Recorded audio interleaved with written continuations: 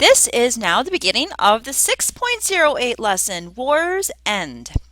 In July 1861, a cannonball crashed near Wilbur McLean's house near Manassas, Virginia. The Civil War had begun. McLean moved farther south to safety, but no place escaped the tragedy of the next 4 years. Families fell apart, men died in terrible numbers, and the North saw riots and disillusionments while the South faced hunger and devastation. But the U.S. government pressed on, not only with the war, but with plans for Western settlement, higher education, and an end to slavery.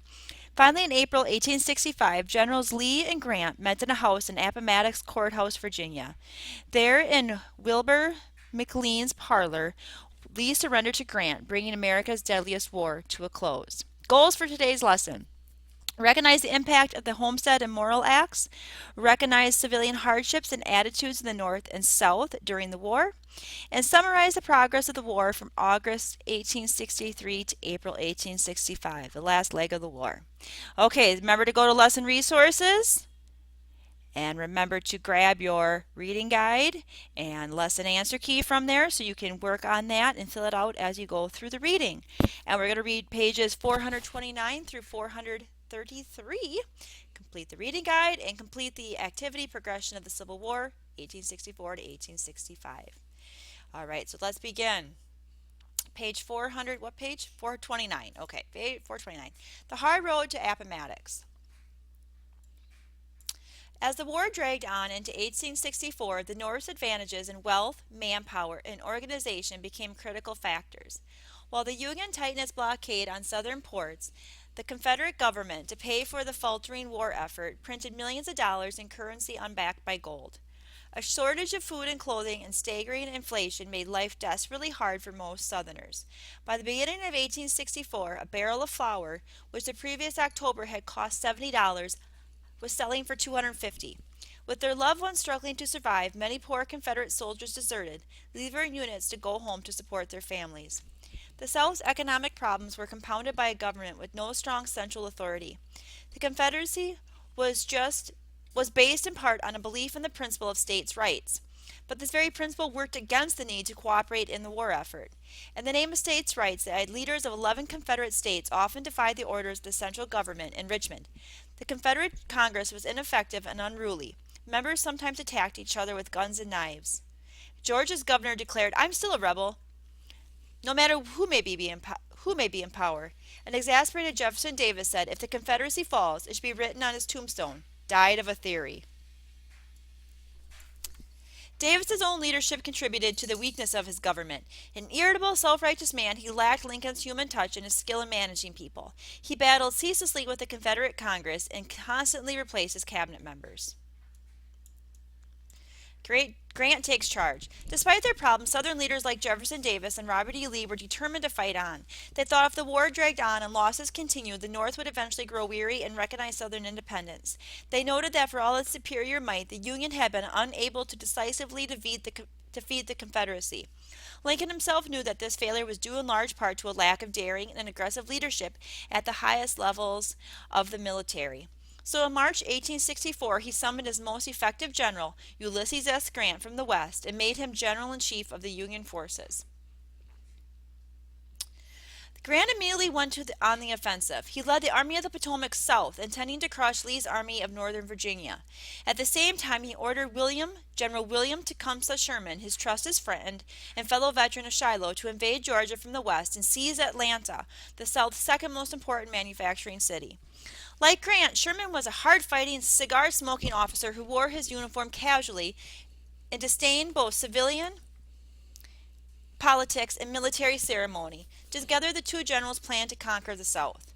In Virginia, Lee's outnumbered forces managed to hold off Grant's troops, and a series of bloody engagements ended at a stalemate. When Grant laid siege to Petersburg, a city to the south of Richmond and a major railroad center, his advance halted the attack, and the attack turned into a long siege. Northerners were appalled by the news that 65,000 Union soldiers had been killed or wounded in the Virginia campaigns. Even Link's wife commented disgustedly, "Grant is a butcher and not fit to be at the head of the army." Oh, this cat! Sorry. The election of 1864, taking sides. As the presidential election of 1864 approached, many Northerners were tired of the war, frustrated by the Army's apparent lack of success in Virginia and Georgia, and deeply divided politically. Within his own Republican Party, Lincoln was criticized by those who thought his policies were too harsh toward the South, as well as those who thought them too lenient. As for the Democrats, they were divided between two factions. On one hand, the war Democrats supported most of Lincoln's war policies, though they argued with his larger economic agenda and with his hostile stance toward slavery. On the other hand, the Peace Democrats loudly protested the war and wanted to sign a peace treaty with the Confederacy. Republicans called the Peace Democrats Copperheads, after a poisonous snake that strikes at its prey without warning. At the Democratic Convention in 1864, Copperheads won control of their party. They criticized the president as Abe the Widowmaker, stubbornly persisting in a needless war. For their presidential candidate, they chose George McClellan, the general whom Lincoln had fired, and who had once dismissed the president as a baboon. McClellan was a war Democrat, but the Democratic Party put forth a peace platform. McClellan publicly asserted that the Union must be preserved before there could be peace, but privately said that if elected he would call for immediate armistice. In an armistice, opponents laid down their arms to discuss terms for peace. Prominent war Democrats broke with the Copperheads in their own party and decided to support Lincoln's re-election. Hoping to stitch together a coalition of Republicans and war Democrats, Lincoln ran as the candidate of the National Union Party. In a show of goodwill, he chose Tennessee Senator Andrew Johnson as his vice presidential running mate. As a Southerner and a Democrat, Johnson remained loyal to the Union, even when his state ceded and joined the Confederacy. The choice of Johnson for vice president would have important consequences after the war. Criticized from almost all sides, Lincoln concluded, "I am going to be beaten, and unless some great change takes place, badly beaten." On September 1st, 1864, the great change happened. Word came that Sherman's forces had finally captured Atlanta. In northern cities, cannons boomed, 100-gun salutes, and newspaper editorials praised Sherman as the greatest general since Napoleon. A Southern woman wrote despondently in her diary, "We are going to be wiped off the earth." Morale soared in the North as victory seemed within reach. Public opinion turned in Lincoln's favor, and he is resoundingly reelected in November. Notably, Lincoln received more than 3/4 of the military vote. Sherman's march to the sea. Despite the fall of Atlanta, the Confederacy refused to surrender. In the face of die-hard Southern resistance, Sherman proposed to send his troops on a march from Atlanta to the coastal city of Savannah, destroying everything in their path. He said, "We are not only fighting hostile armies, but a hostile people. It must make young and old, rich and poor, feel the hard hand of war." Grant and Lincoln approved Sherman's plan. From mid-November to mid-December 1864, Sherman led his men on a devastating march, leaving a 50-mile wide path of destruction in their wake. "We destroyed all we could not eat," a Union private remembered, "and raised heck generally." One Georgian woman recalled, "As far as the eye could reach, the lurid flames of burning houses lit up the heavens."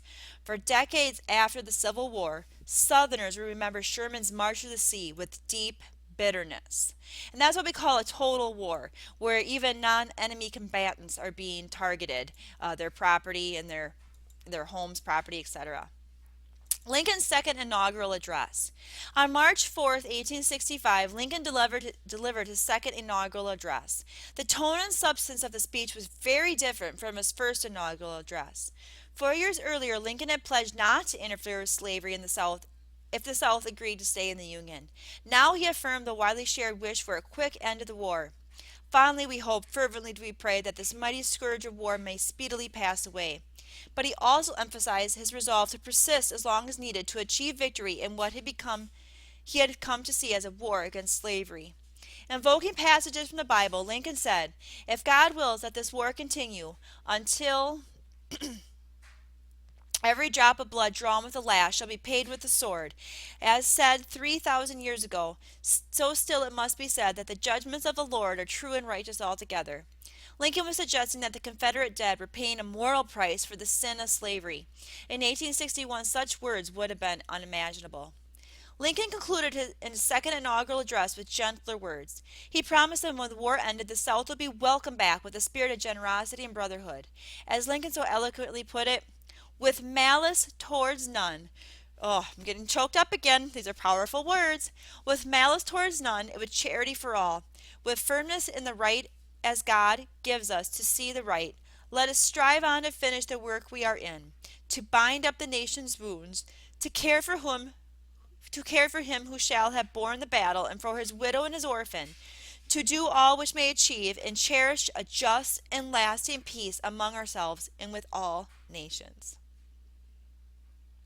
The 13th Amendment. The changing significance of slavery over the course of the war is revealed in the progress from the Emancipation Proclamation, formally issued on January 1863, to an amendment to the Constitution passed by Congress 2 years later. When Lincoln issued the Emancipation Proclamation, he was careful to do two things. First, he limited emancipation only to those states under the Confederate authority. By doing this, he retained the loyalty of slaveholding Unionists in the border states of Kentucky, Missouri, Maryland, and Delaware. Second, he did not discuss slavery as a moral issue. Instead, he emphasized his powers as a wartime commander-in-chief to deprive the Southern enemy of an important strategic asset. The Emancipation Proclamation framed slavery as a strategic military and economic advantage for the South. After all, slaves contributed to the South's economy, and their labor helped support the Confederate Army. By 1864, Lincoln and the other Republicans believed that it was time to achieve complete emancipation, not only in the Confederacy, but in the border states as well.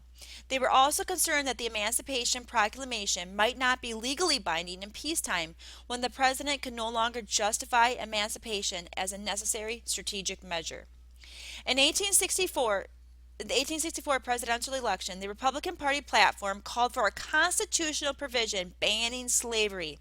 In January 1865, Congress passed the 13th Amendment, which declared that neither slavery nor involuntary servitude, except as a punishment for crime whereof the party shall have been duly convicted, shall exist within the United States or any place subject to their jurisdiction. Reflecting on the change in public opinion, as a Republican congressman wrote, I felt ever since the vote as if I were in a new country. Surrender at Appomattox. On April 9th, 1865, a civilian named Wilmer McLean was walking on the streets of Appomattox Courthouse, Virginia, when a Union colonel rode up to him. The officer wanted to know if the Army could borrow his house for an important meeting. McLean agreed, but only reluctantly. In 1861, he owned a home near Bull Run, and on the day after the war's first battle, a Union shell crashed outside into his house. He had moved to the out-of-the-way town of Appomattox to escape the war, and now it seemed to be following him. That afternoon in McLean's parlor, Robert E. Lee met Ulysses S. Grant. He had come to surrender his army to the Northern commander. Lee's army, though ragged, ill-fed, and drained by desertion, had managed to hold off Grant's troops at Petersburg since the previous summer. But on April 1st, Grant broke Lee's lines and moved on to Richmond. When Union troops occupied the Confederate capital 2 days later, the war effectively ended. Lincoln told one of his admirals, "It seems to me I've been dreaming the horrid dream for 4 years, and now the nightmare is gone." Meanwhile, Grant's troop had pursued the remnants of Lee's army to this corner of central Virginia. Finally, Lee, surrounded and outnumbered 4-1, made the decision to surrender, although he said he would rather die 1,000 deaths. Characteristically, the dignified, white-haired Lee showed up for the meeting in full-dress uniform, wearing a jeweled sword, while Grant appeared dressed in simpler private shirt with muddy boots. At first, the two generals reminisced about their days in the Mexican-American War. Then they turned to the subject of surrender. Grant's terms were generous. All rebel soldiers would be allowed to return to their home undisturbed. They could keep their horses. Officers could keep their, I think it's going to say weapons, their sidearms. Grant even promised to feed Lee's starving men. As they parted, the generals saluted each other. Grant recalled feeling sad and depressed at the downfall of a foe who had fought so long and so valiantly. As news of the surrender spread, Union artillerymen fired celebratory volleys. Grant ordered them to stop. "The war is over," he said. "The rebels are our countrymen again." Lee, riding back through the ranks of his men, lifted his hat in salute.